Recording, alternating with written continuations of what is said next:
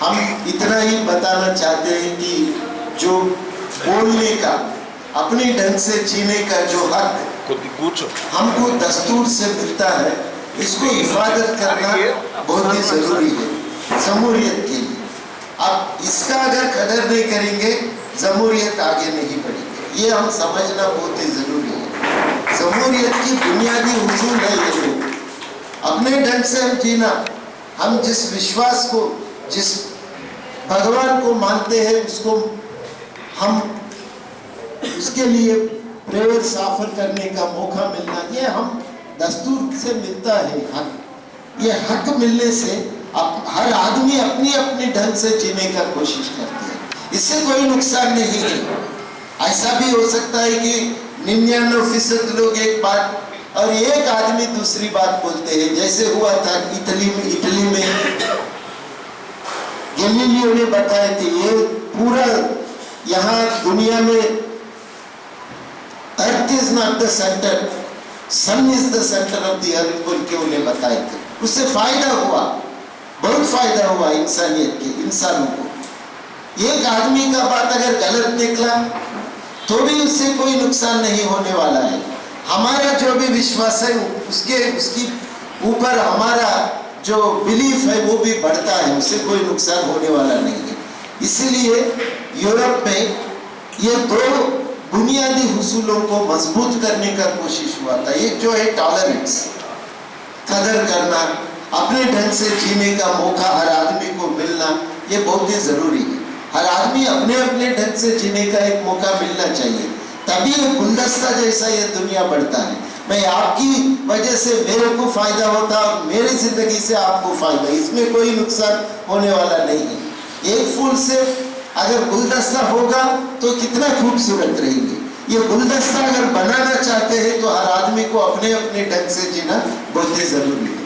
दूसरी बात हम ये भी बताना चाहते हैं कि हिंदुस्तान में हर आदमी अपनी अपनी तरीके से, क्योंकि ये इतना बड़ा मुल्क है, इसमें हर किस्म के लोग हैं, हर किस्म की यहाँ जीने का तरीका है, या हर आदमी अपने अपने तरीके से जीने का मौका मिलना चाहिए, तभी हिंदुस्तान मिलकर एक मजबूत मुल्क बन सकता है। अगर किसी को अपने ढंग से जीने का मुल्क में आजाद नहीं मिलता है तो ये मजबूत मुल्क कैसा होता है, ये सुपर पावर कैसा बनेगी, ये नहीं हो सकता। ये हम समझना बहुत ही जरूरी है। अब मेरे इच्छा इरादे से मैं जीने का मौका मिला, खुशी से इसमें जीता हूँ और इसका मुल्क का भी मैं भी कदर करता हूँ, ये हम समझना चाहिए। अगर आप जरूर ये मुल्क को मजबूत करना चाहते हैं तो हर आदमी को अपने ढंग से जीने का मौका दीजिए, तब तो हिंदुस्तान एक गुलदस्ता बन जाएगा। ये गुलदस्ता इतना खूबसूरत गुलदस्ता बन जाएंगे, पूरी दुनिया में लोग इसको कदर करने लगेंगे। ये मैं चाहता हूँ, ये मौका मिलना चाहिए। जो किसी दूसरे के ऊपर अपनी हमला करने का कोशिश करते हैं, मुझे ये शक है क्या अपनी विश्वास के ऊपर उन्हें कोई विश्वास नहीं है क्या? इतना फिक्र क्यों हो रहा, इतना डरे हुए हैं क्यों आपने? तो ये किसी हाल ये डर छोड़िए, हर आदमी को कदर कीजिए, हर तरीके से मिलकर जिएंगे।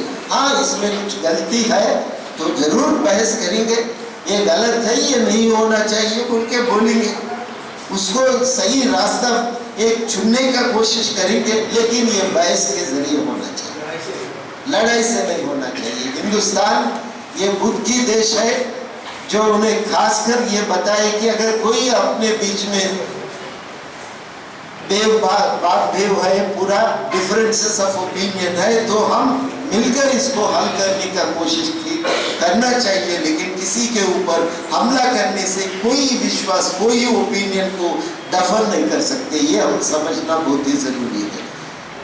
अपने आप आइडियाज जिंदगी अपने आप उसका एक जिंदगी रहती है, किसी इंसानियत के वजह से कोई आइडियाज नहीं रहते। आइडियाज किसी जरूरत के वजह से होता है और उसको कहीं दबाव करके हम रोक नहीं सकते हैं। अपने आप जैसा हवा को रोक नहीं सकते या आइडियाज को रोक नहीं सकते, अपने आप फैलते हैं, वो एक से दूसरों को ये पहुंच जाते हैं, अपने आप मजबूत बनते हैं। जब जीसस के साथ कौन थे? कोई भी नहीं थे, अपने आप एक आदमी जाकर के उनकी विश्वास इतना पावरफुल हो गया, इतने लोगों तक पहुंच गए क्योंकि उसमें कुछ बात थी। तो ये हम समझना बहुत ही जरूरी है। अगर उसमें कोई गलती है तो इतना दिन टिकता भी नहीं था।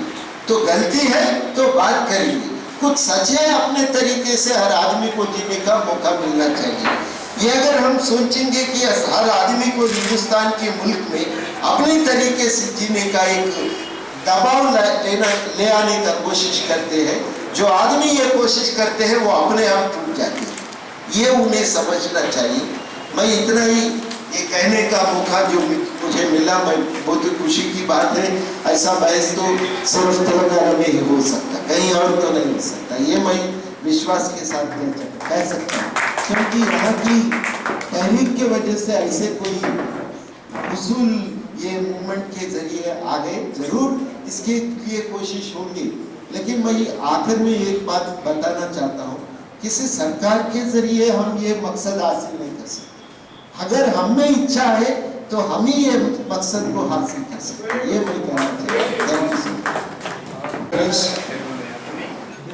Sisters and brothers, we are condemning the acts which has taken place in recent history of this country in form of killing of Kulbargi and Akhlaq in UP, Muzaffarnagar.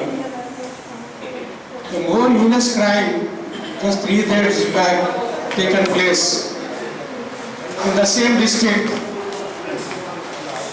at a distance of 50 kilometers from Dadri. That a dead body of a young Muslim lady was removed from her grave, and it was desecrated. The postmortem report said that one person was not committed that crime, minimum 3 were there, and after that heinous crime, the country in which we worship ladies in form of goddesses have become so brutal. Why? Because some Hindutva leaders appeal to their followers to desecrate and humiliate Muslim ladies in UP in that area. Very cleverly, this government and union cabinet ministers are saying shamelessly that such crimes are taking places in the states where BJP is not in power. Where BJP is not in power, like UP, where Samajwadis are in power, and in Karnataka, Congress is in power. Why we are blamed for those crimes? So this is the cleverness, and this was the attacks of that particular social order, which is called Brahminical social order. And I congratulate PBB for convening such a meeting and giving opportunity to talk on the subject. We all condemn such crimes of this Hindutva people. Their existence has become intolerable for people of this country. Those who want to live in peace, those who want to live in harmony. Friends, the agenda of Hindutva is not hidden. It is as clear as daylight. They are afraid of good forces,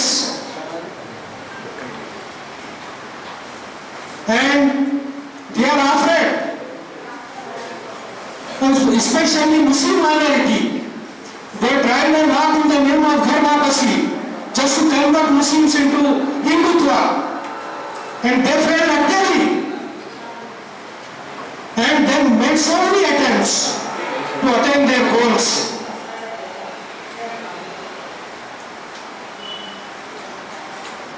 Now, I request the conveners of the meeting to please continue such dialogue and provide opportunity to talk on this subject in the universities of our area, of our region, and in public as well.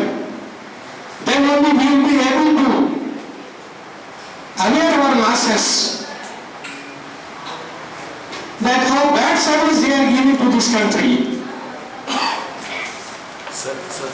With these views, I thank you all. यहाँ पे जिस तरह से दलित भाइयों का दिल उजागर हुआ इस चीज़ के लिए कि आज भारत किस तरफ जा रहा है, आज इंडिया के इन हालात में हमें क्या करना चाहिए। अभी मौलाना नसीरुद्दीन साहब ने और अभी एक भाई हमारे दलित भाई ने जो कहा कि एक हमें बड़ा कन्वेंशन करने की ज़रूरत है, चाहे वो कहीं भी करें, हैदराबाद में हो या दिल्ली में हो। मैं तो समझूंगा, बार बार मैं यही बोलते आ रहा हूँ कि दिल्ली में अगर जंतर मंतर पे अगर हो जाता है तो ये बहुत अच्छी बात है, अगर नहीं होता है तो हैदराबाद में ये काम करना चाहिए। आज वर्ल्ड वाइड हम यहाँ से टेररिज्म का कंडेम्ड करते हैं, जो वर्ल्ड में जहाँ पे भी टेररिज्म होता है टेररिज्म के ऊपर हम बात करते हैं। क्या आप सब में कोई एक ये कह सकता है कि हिंदुस्तान में सबसे बड़ा टेररिस्ट कौन है? टेररिस्ट आरएसएस है। ये आरएसएस जो टेररिस्ट है, ये टेररिस्ट को, ये टेररिस्ट ऑर्गेनाइजेशन को बैन किया जाए, इमीडिएटली इसके ऊपर पाबंदी लगाया जाए। आज यहाँ से बैठकर हम सारे वर्ल्ड की बात करते हैं कि वहाँ पे टेररिस्ट है, यहाँ पे टेररिस्ट है, वहाँ पे टेररिस्ट है। आज हमारे खुद घर में ये टेररिज्म चल रहा है। अगर उनकी इजाजत होती है, वो अगर कहते हैं तो बोलते हैं हम खाना ये तो हम वही खाएं। अगर वो कहते हैं, आज आप देखते हैं एक राइटर जो बुजुर्ग राइटर जिनकी इंडिया लेवल पर एक अपनी साख और एक अपनी इमेज है, उनको घर पे दरवाजे पे नॉक कर कर उनके ऊपर फायर किया जाता है। किसने किया ये काम? कर्नाटका गवर्नमेंट क्या ये सवाल सारे हिंदुस्तान को दे सकती है कि किसने ये काम किया है? जिसने ये गोलियां चलाई, ये कौन था? ये कौन सा टेररिस्ट था? हिंदुस्तान का कौन सा टेररिस्ट था? ये कौन सा टेररिज्म है जिसकी तरफ से सारे हिंदुस्तानियों को डराया जा रहा है? मजहब नहीं सिखाता आपस में बैर रखना, हिंदी है हम वतन है हिंदुस्तान हमारा, ये भारत हमारा था, हमारा है, हमारा रहेगा। ये फाशिस्ट, ये टेररिस्ट जैसी आरएसएस ऑर्गेनाइजेशन को हम बेदखल करें और ये बड़ा एक कन्वेंशन करें जिसके अंदर सारे मुल्क से, चाहे अगर नहीं हो सकता है सारे मुल्क से, तो हमारे स्टेट के जितने दलित ऑर्गेनाइजेशन है, मुस्लिम ऑर्गेनाइजेशन है, क्रिश्चियन ऑर्गेनाइजेशन है, इन सबको इकट्ठा करें, एक बड़ा कन्वेंशन कर कर हमें ये बताना चाहिए कि हिंदुस्तान पहले जैसा था आज भी वैसे ही है, जो सेक्युलर था सेक्युलर है। Thank you so much. और ये जो ऑर्गेनाइज किए हैं जो फंक्शन, हम उनके लिए भी मुबारकबादी देते हैं जिन्होंने इस बड़े कारनामे के साथ कि एक सारे लोगों को एक प्लेटफॉर्म पे लाने की कोशिश की। Thank you so much.